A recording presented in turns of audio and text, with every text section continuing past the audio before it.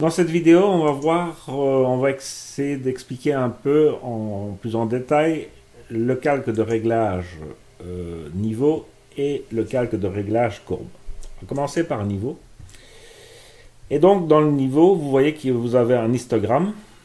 Si vous prenez ce côté-ci, ce sont les tons sombres, ce côté-ci, ce sont les tons clairs. Donc, si je déplace mon curseur ici, ça veut dire que toutes les couleurs partir de ce niveau-là deviendront des noirs purs. Donc, voilà. Il n'y a pas de bon ou de mauvais réglage.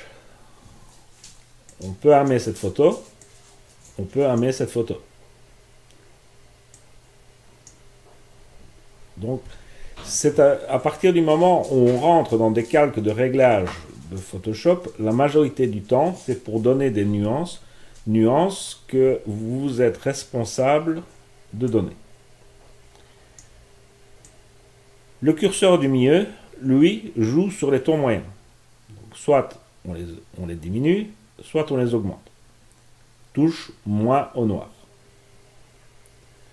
Le curseur du fond vous permet, lui, de toucher au ton clair. Donc ça veut dire que si vous faites ceci, tous les tons qui étaient ici sont devenus des blancs. C'est pas tout à fait vrai parce qu'en fait, on peut, dans les réglages, modifier les sorties.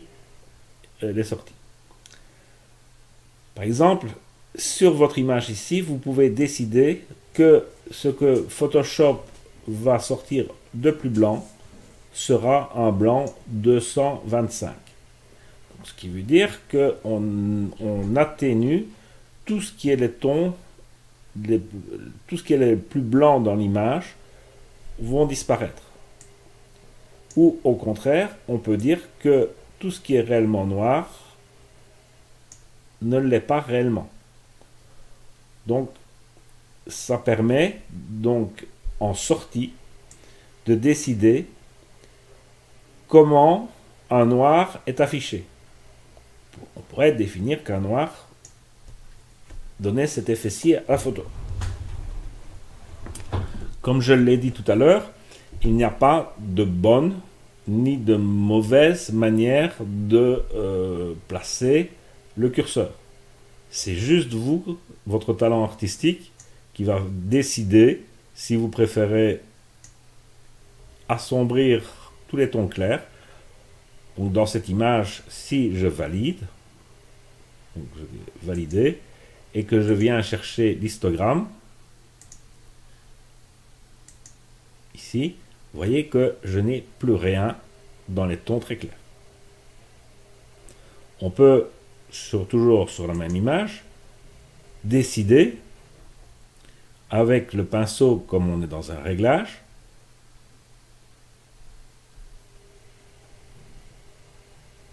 de ne pas affecter les yeux. Ou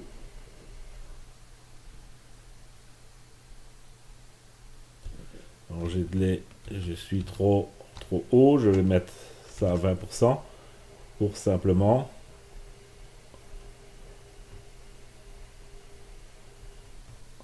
j'ai appuyé un peu trop fort.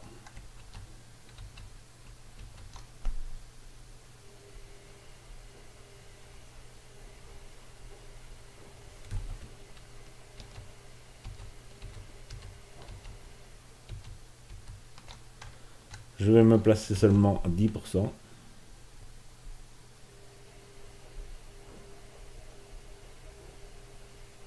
Voilà. Donc, j'ai bien un calque où j'ai affecté mon niveau à J sur tout. Et toujours, avec mon masque de fusion, je peux décider de donner un tout autre effet à cette photo. Lorsque vous n'êtes pas content de votre calque, il suffit de se placer sur le calque, de faire CTRL ALT DEL et de faire un delete. Et donc tout ce qui est à l'intérieur du calque est effacé. Donc CTRL ALT, delete, pour effacer tout un calque. Revenons sur notre niveau. On a également dans le niveau certaines commandes qui sont, je vais dire, de base. Augmenter le contraste. Augmenter le contraste 2 fois. Augmenter le contraste. Donc, ce sont des commandes qui sont dans Photoshop. Et si vous avez un réglage que vous aimez beaucoup, vous pouvez à tout moment l'enregistrer.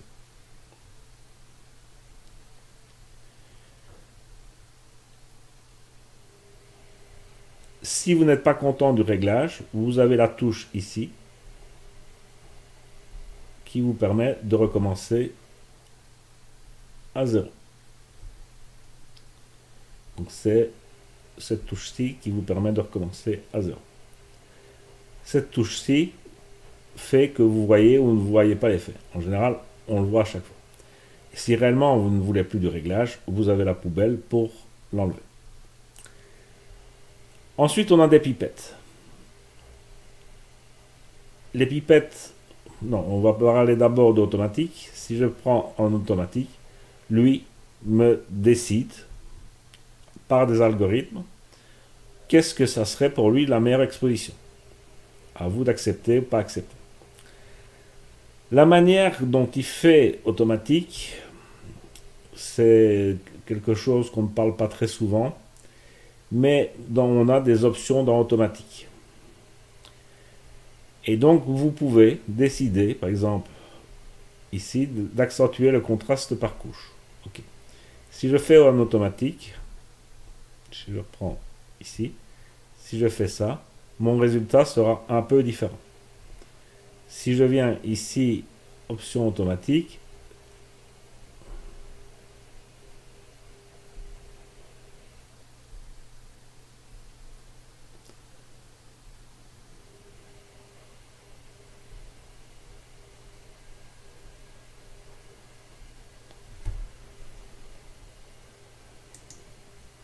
ok, vous voyez qu'il y a des différences de résultats entre chaque image.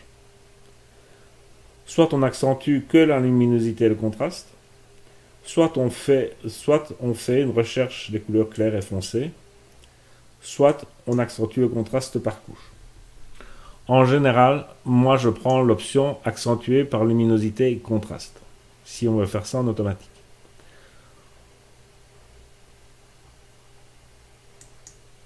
Ok. Alors pourquoi je le fais de cette manière? Parce qu'en fait, quand on fait par couche, etc., il essaye qu'on ait partout dans l'image la même proportion de rouge, de rouge, de vert et de bleu.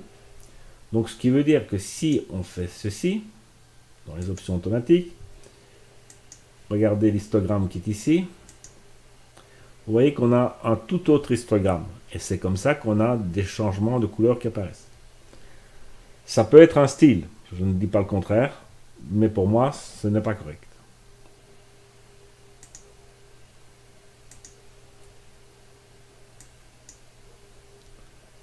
Ok. Alors dans les options de couleur claire, oui, on peut faire le magnétisme. Vous voyez que ça change un peu la manière de faire, mais bon, moi je ne suis pas fan de ces commandes. Les pipettes. Le premier, c'est la pipette du point noir. Vous pouvez décider que ça, c'est votre noir. Ok. Si vous n'êtes pas content, on revient en arrière. Vous pouvez décider, toujours par la pipette, que ça, c'est votre point noir. On peut décider également, sur une image, où est le point blanc. Quelle est la couleur la plus claire sur l'image? Si je décide que c'est ici, non, c'était celle-ci, le point blanc, c'est la dernière, pardon. Voilà, donc ça sera mon point le plus clair. Je peux décider que c'était ici, ce sera encore plus clair. On va revenir en arrière. Donc, à vous de décider quel est le point le plus clair de votre image. Et au milieu, c'est le gris neutre. Dire que c'est ceci.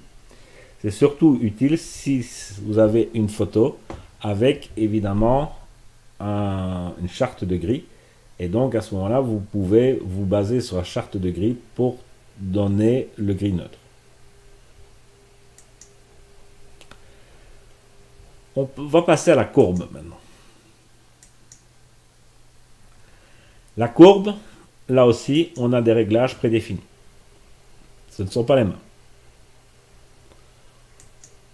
Voilà, donc ça, il y en a, ce ne sont pas toujours les mêmes. Contraste linéaire, contraste accentué, c'est ce qu'on appelle dans la littérature la fameuse courbe en S. Donc, ça c'est la courbe. Premier réglage. Je reviens, je remets un 0. La courbe, vous voyez qu'il y a un histogramme ici. Si je prends ma courbe et que je la déplace vers le dessus, j'éclaircis. Si je la déplace vers le bas, j'éclaircis. Si RVB est sélectionné. On peut, dans l'image, prendre un autre point et faire ceci. Si le point ne vous convient pas, vous le prenez et vous le déplacez en dehors de la fenêtre. On peut aller dans les tons sombres et faire ceci. Vous pouvez faire quelque chose à peu près comme ça. Ou vous pouvez, on peut exagérer. Donc, ça, ce sont des courbes. Vous avez également quelque chose qui est très intéressant, c'est la main. Vous dites ça, je ne sais pas où c'est. Vous voyez que si je me déplace sur l'image, le curseur, votre curseur se déplace. Ça, c'est mes tons les plus sombres. Je décide d'éclaircir un peu mes tons sombres. Rien ne m'empêche après de mettre un peu plus loin un point pour ramener ma courbe. Donc, je n'aurai éclairci que les tons sombres. De cette manière, je viens de les éclaircir. Et ici, j'ai la courbe comme avant. Donc ça, c'est l'intérêt. On peut également aller dans les tons sur la même courbe, prendre la main, aller dans les tons, je vais dire, assez clairs, ici, et décider que là, je les descends un peu. Voilà. Donc, ça vous permet, grâce à cette main, de savoir, parce qu'on ne sait pas exactement où on est sur la courbe, de bien se positionner et d'affecter uniquement la zone que vous voulez affecter. Je reviens à 0. On a également sur la courbe le point noir comme tout à l'heure, le point blanc comme tout à l'heure, et un point gris si on a une charte neutre. On peut également s'amuser avec un stylo, de mettre un point là et un point là, et de demander de faire une courbe, voilà, avec les points que j'ai mis. Donc, cette courbe essaie d'atténuer. Donc il faut, si on commence ça, peut-être mettre plus de points.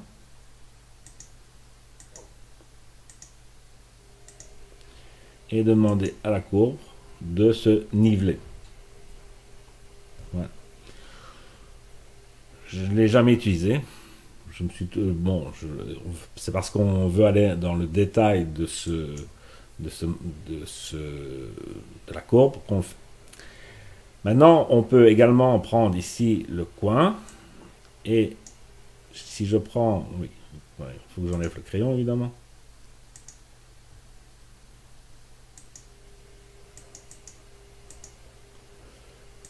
On va prendre ceci.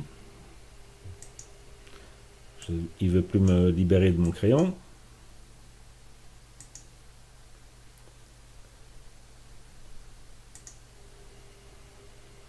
Bon, on va le supprimer. Si je fais la courbe,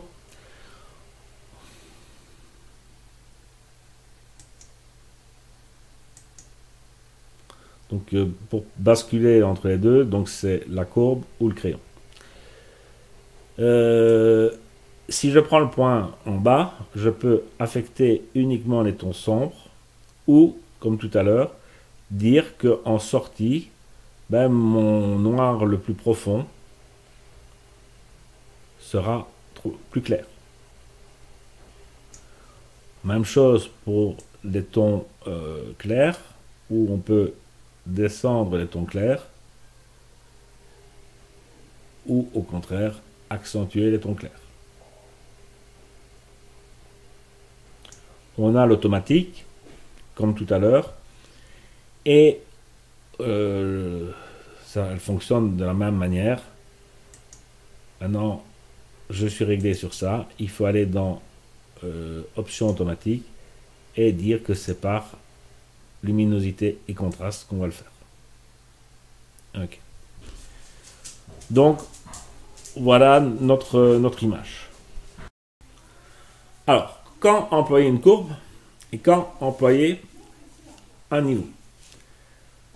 Moi, je dirais que c'est infaisable de dire exactement quand on le fait. L'avantage de la courbe, elle est très claire, c'est qu'on peut mettre plusieurs points et donc venir accentuer une région et pas l'autre. Si je suis sur un niveau, j'ai uniquement 3 réglages, les noirs, les tons moyens et les tons clairs. Ça peut largement suffire. Donc ce qui veut dire que si je prends mon image ici et que je me dis, moi je veux des noirs plus forts, je ouvre le niveau, je fais ceci, et j'ai mes noirs qui sont... Voilà. Donc, le niveau peut suffire. Malgré tout, j'ai plutôt tendance à utiliser la courbe parce que, comme je l'ai dit, plusieurs points, plus facile à régler, enfin, à mon sens. Et donc, dans une courbe, on a un réglage, ou dans niveau, il y a un réglage que je n'ai pas parlé. Je vous ai dit tantôt que c'était sur RVB pour la courbe. Oui, mais en fait, on peut également agir sur les rouges. Ce qui veut dire que si je prends ma courbe ici et que j'augmente, je vais augmenter les rouges dans mon image. Si, au contraire, je l'enlève, je mets du cyan. Donc, on est dans les couleurs opposées. Donc, ce qui veut dire que rouge, cyan.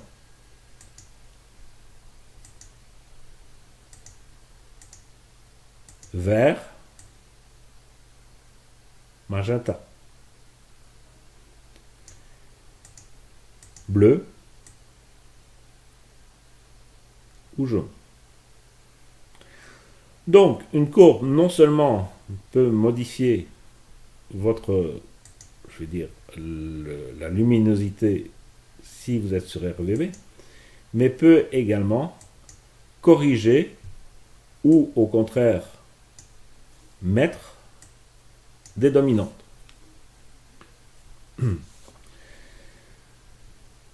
C'est exactement la même chose sur niveau. Donc, si je suis sur niveau, je peux mettre du rouge dans les tons moyens. Je peux mettre du rouge dans les ombres. Ça ne se voit pas des masses. Parce que, en fait, quand je fais ça, c'est que j'enlève le rouge dans les ombres.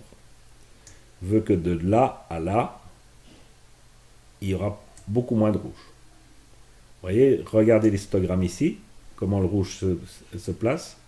Vous voyez que c'est du cyan qui est venu à sa place. Au contraire, si je prends ici le curseur du bas et que je le bouge, on voit que c'est le rouge qui commence à sortir de l'image. Inversement, ici, je mets du rouge, là-bas, j'enlève du rouge. La même chose pour vert, bleu.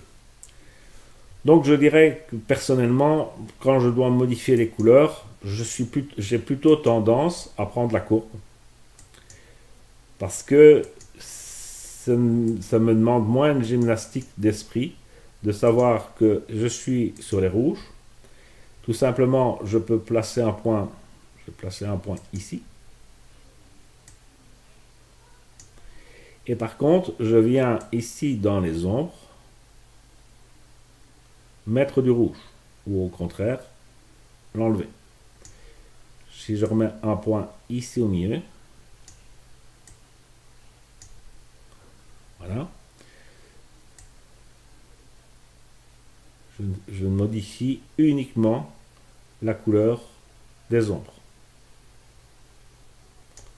Ou au contraire, si je fais ici un point, je modifie uniquement la couleur des tons clairs.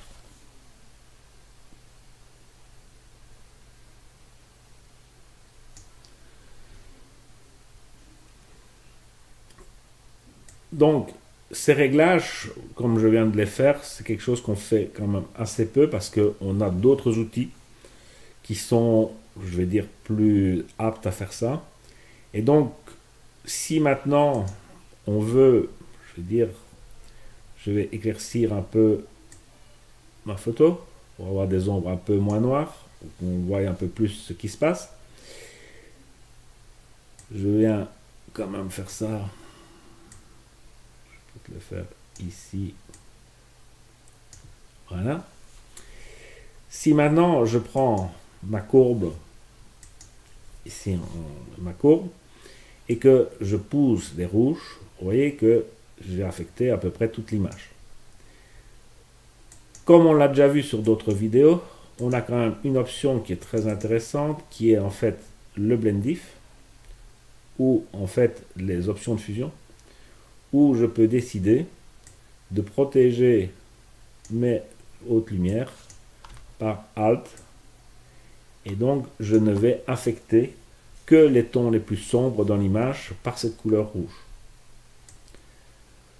Donc le fait de simplement bouger la courbe dans le milieu me paraît, et d'utiliser les options de blend diff, vous voyez, on peut réellement garder le portrait et juste venir dans les ombres rajouter un peu de rouge. Si maintenant on veut faire autre chose, je vais dire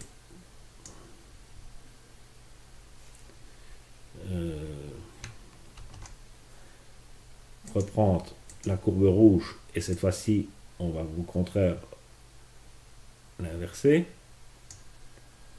Voilà. On se rend compte qu'on a bien enlevé le rouge qui était un peu apparent dans l'arrière-plan et qu'on l'a remplacé par de la couleur plus ou moins cyan. On peut en même temps aller dans le bleu et là aussi pousser le bleu. Vous voyez qu'on a bien un halo bleu qui est ici et qui dépend en fait de ce que vous décidez d'inclure dans vos options de fusion. Donc on peut s'amuser réellement très fort à par exemple donner ici un aspect bleuté derrière et plus rouge devant. Donc toutes ces commandes niveau et courbe sont quand même des commandes qui vous permettent de faire énormément de choses. Sur le RVB, de choisir la luminosité. Comme toujours, on est en calque de réglage, on peut décider de l'opacité du calque. On peut régler les couleurs. Pensez qu'on est, quand on est en couleur, rouge opposé cyan, vert opposé magenta, bleu opposé le jaune. Donc, dans chaque image, et je peux ensuite refaire, si je voulais encore une courbe ici, n'agir que sur le bleu, et cette fois-ci de mettre du jaune très fort sur l'avant, et agir surtout, il faut tout le temps y penser sur ces masques de fusion. Masque de fusion, cette fois-ci, je vais protéger mon arrière-plan pour pas qu'il y ait de jaune dessus. Et je viens mettre ici mon curseur. Et vous voyez que parfois, quand j'appuie sur Alt, je vais très loin pour le mettre, mais c'est réellement moi qui décide jusqu'où, enfin, où je l'arrête. Donc si je l'arrête ici, j'ai mis énormément de jaune dans la demoiselle. Si je continue, je diminue la quantité de jaune. Donc ici, j'ai affecté la peau et pas du tout l'arrière-plan. Donc voilà, en détail, courbe et niveau. Ce sont deux réglages que vous allez employer énormément. Donc amusez-vous avec. Regardez bien comment ils agissent, comment au niveau des couleurs ils se comportent, et pensez toujours qu'il y a l'option ici, dans les options de fusion, que c'est là que vous décidez si ce calque agit. Vous protégez vos ombres, ou vous protégez, si on joue sur les deux curseurs, on peut protéger à la fois les ombres et à la fois les couleurs les plus claires. Si vous voulez, on va le faire. Voilà, on va faire ceci. Et les couleurs les plus claires, maintenant, on agit à peu près plus que sur les tons moyens. Donc j'ai protégé les tons les plus clairs. Je peux peut-être aller les protéger encore un peu plus. Voilà. Et donc, on a des réglages qui peuvent s'avérer donner des effets qui sont, moi j'aime beaucoup. Maintenant, on a un compromis qui est toujours là. Est-ce que lorsqu'on commence à faire des réglages, etc., on va vers la réalité, ou au contraire, on laisse notre inspiration, notre sens artiste prendre le dessus et donner une image comme on voudrait qu'elle soit, et peut-être pas comme elle est.